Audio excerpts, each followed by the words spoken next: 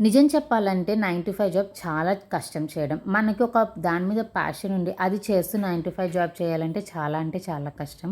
ఎందుకంటే మనం 9-5 జాబ్ చేసి ఇంటికొచ్చేటప్పటికి అలసిపోతాం. నా పరిస్థితి అలాగే అవుతుంది.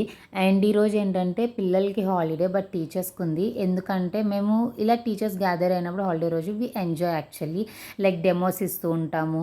అండ్ టీచింగ్ డెవలప్‌మెంట్ కోసం ట్రైనింగ్ సెషన్‌లా జరుగుతుంది. అండ్ అందరం ఒక చోట కూర్చొని పిల్లల్ని ఎలా డెవలప్ చేయాలి, ఎవరి స్కిల్ ఎందులో బాగుంది, ఎందులో బాలేదో డిస్కస్ చేసుకుంటాము.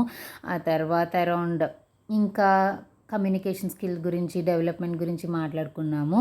అండ్ 4 అయ్యాక we just left the school, came out. School అయిపోయింది. ఆ తర్వాత చిన్న షాపింగ్ ఉంటే వెళ్ళాల్సొచ్చింది.